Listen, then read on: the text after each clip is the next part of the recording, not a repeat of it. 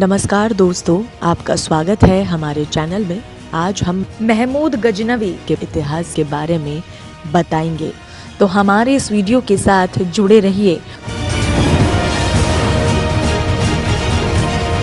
महमूद गजनवी, पूरा नाम महमूद गजनवी, जन्म 2 अक्टूबर 1971, जन्म स्थान गजनी, अफगानिस्तान, पिता सुल्तान सुबुक्तगीनी। महमूद गजनवी गजनी का शासक था जिसने 971 से 1030 एडी तक शासन किया। भारत की धन संपत्ति से आकर्षित होकर गजनवी ने भारत पर कई बार आक्रमण किए।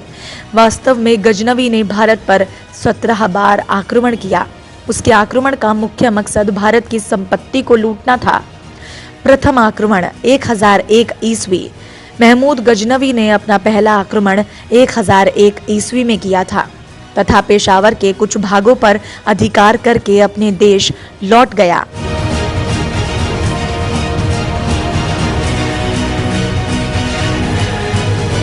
दूसरा आक्रमण 1001 से 1002 ईस्वी। अपने दूसरे अभियान के अंतर्गत महमूद गजनवी ने सीमांत प्रदेशों के शाही राजा जयपाल के विरुद्ध युद्ध किया, जिसमें जयपाल की पराजय हुई और उसकी राजधानी बेहिंद पर अधिकार कर लिया गया। जयपाल इस पराजय के अपमान को सहन नहीं कर सका और उसने आग में जलकर आत्मदह कर लिया।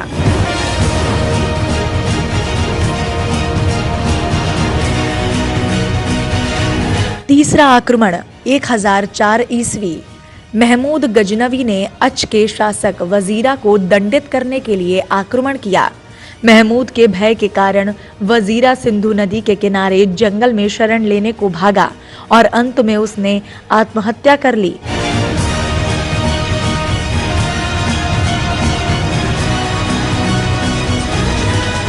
चौथा आक्रमण 1005 ईस्वी। 1005 ईस्वी में महमूद गजनवी ने मुल्तान के शासक दाऊद के विरुद्ध मार्च किया।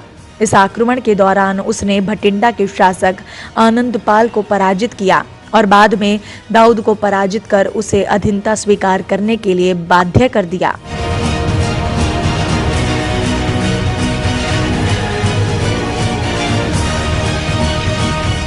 पांचवा आक्रमण 1007 ईस्वी। पंजाब में ओहिंद पर महमूद गजनवी ने जयपाल के पौत्र सुखपाल को नियुक्त किया था।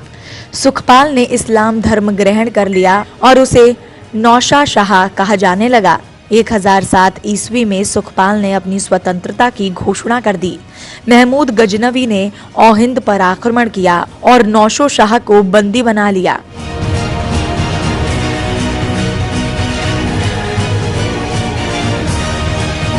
छठा आक्रमण 1008 ईस्वी। महमूद गजनी के 1008 ईस्वी के छठे आक्रमण में नागरकोट के विरुद्ध हमले को मूर्तिवाद के विरुद्ध पहली महत्वपूर्ण जीत बताई गई।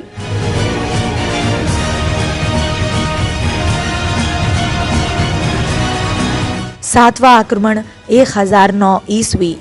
इस आक्रमण के अंतर्गत महमूद गजनवी ने अलवर राज्य के नारायणपुर पर विजय प्राप्त की। महमूद गजनी ने 1025 एडी में सोमनाथ मंदिर पर हमला किया ताकि मंदिर के अंदर की धन संपत्ति को लूटकर एकत्रित कर सके।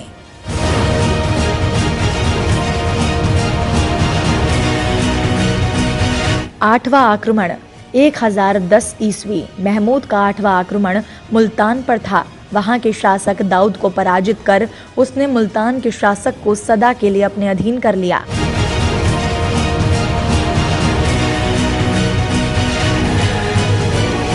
नौवां आक्रमण 1013 ईस्वी। अपने नवे अभियान के अंतर्गत महमूद गजनवी ने थानेश्वर पर आक्रमण किया।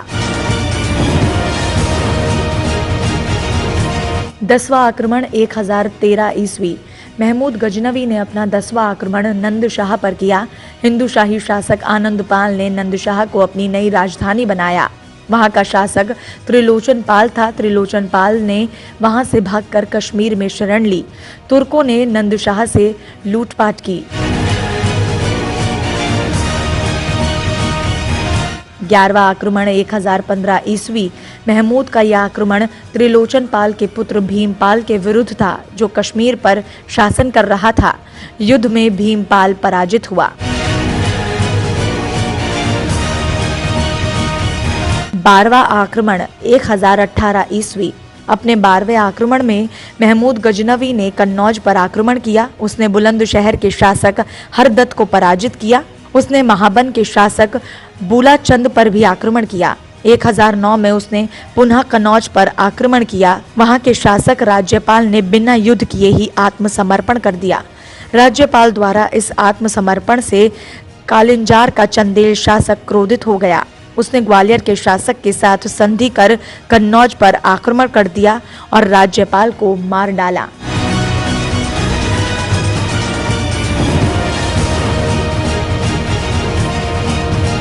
तेरहवां आक्रमण 1020 ईस्वी। महमूद का 13वां आक्रमण 1020 ईस्वी में हुआ था। इस अभियान में उसने बारी, बुंदेलखंड, किरात तथा लोहाकोट आदि को जीत लिया।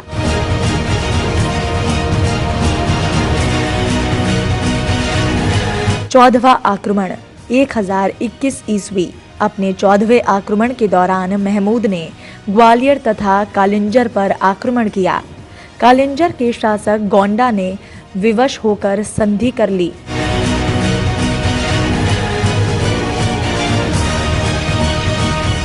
15वां आक्रमण 1024 ईस्वी।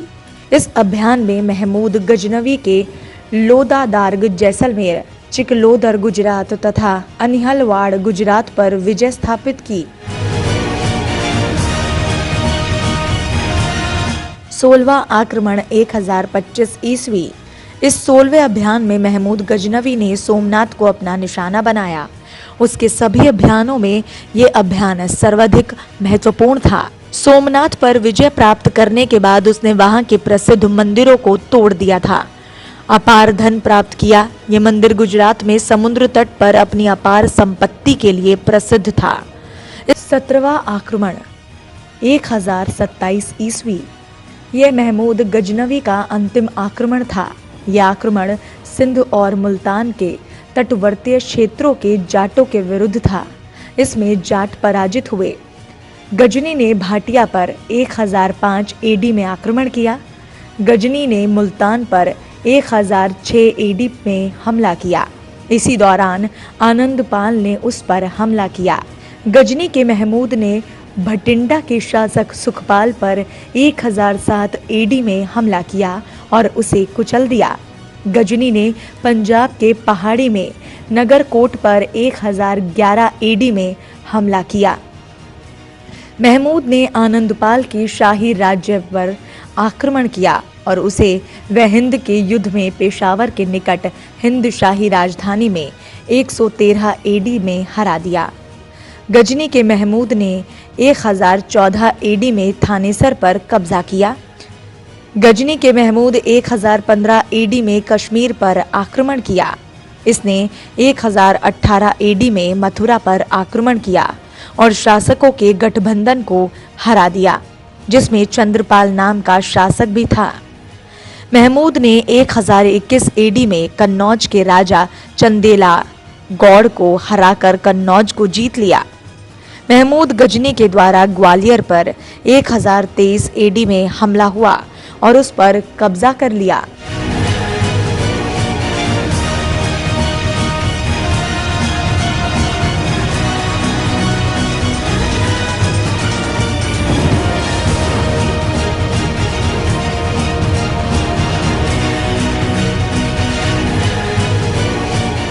अपने आखिरी आक्रमण के दौरान मलेरिया के कारण महमूद गजनवी की 1030 एडी में मृत्यु हो गई।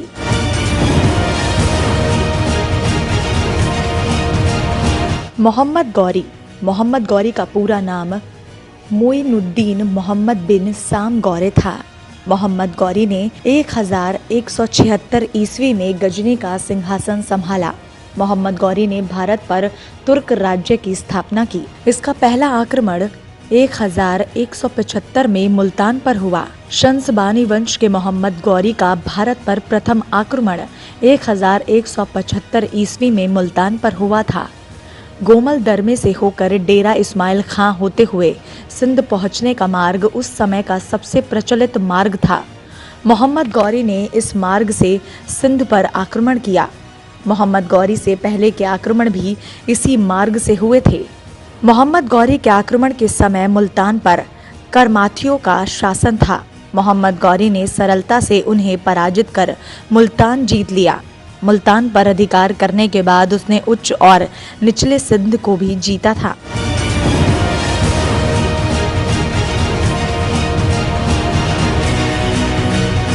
मोहम्मद गौरी का भारत पर दूसरा आक्रमण पाटन गुजरात में हुआ। इसने 1176 ईस्वी में उच्च पर आक्रमण करके भट्टी राजपूतों का राज्य छीन लिया।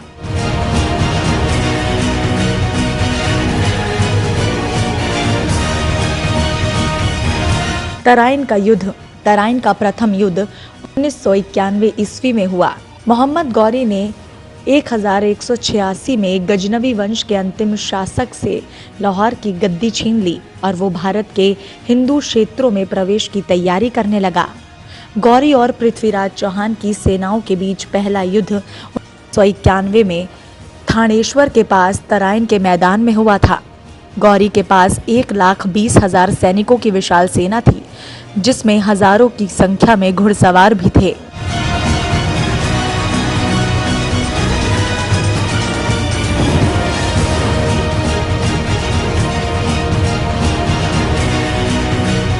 उधर पृथ्वीराज चौहान की सेना भी 1 लाख के लगभग थी और उनकी सेना में हजारों हाथी थे। इस युद्ध में गौरी की भारी पराजय हुई क्योंकि उसकी घुड़सवार सेना हाथियों का मुकाबला नहीं कर सकी। गौरी की अधिकांश सेना मारी गई और बचे कुचे साथी गौरी का साथ छोड़कर इधर उधर भाग गए। घायल अवस्था में गौरी पकड़ा गया। कहा तो ये भी जाता है कि पृथ्वीराज चौहान ने 17 बार गौरी को माफ किया था, लेकिन इस दावे में विश्वसनीयता कम है।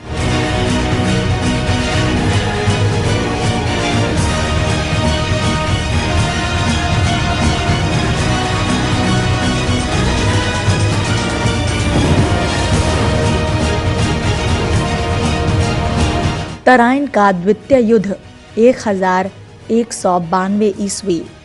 सन 1192 ईस्वी में उसने अधिक बड़ी सेना लेकर फिर भारत पर हमला कर दिया। उसी तराइन के मैदान में उसका मुकाबला फिर पृथ्वीराज चौहान और उसके सहयोगियों की सेनाओं से हुआ।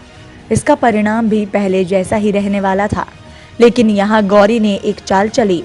हिंदू राजाओं का नियम था कि युद्ध हमेशा सूर्य उदय के बाद सूर्य अस्त से पहले लड़ा जाता था। सूर्य अस्त होते ही युद्ध बंद कर दिया जाता था। गौरी इस नियम को जानता था, लेकिन अपनी संस्कृति के अनुसार उसे मानता नहीं था। उसने एक दिन भोर में ही पृथ्वीराज की सेना पर आक्रमण कर दिया। तब तक उनकी सेना तैयार तो क्या, जागी भी नहीं थी। इसलिए थोड़े समय में ही पृथ्वीराज की सेना का बहुत बड़ा भाग नष्ट हो गया और बची हुई सेना बिखर गई। तब तक पृथ्वीराज चौहान कुछ समझ पाते जब तक गौरी के सैनिकों ने उन्हें पकड़ लिया और बंदी बना लिया।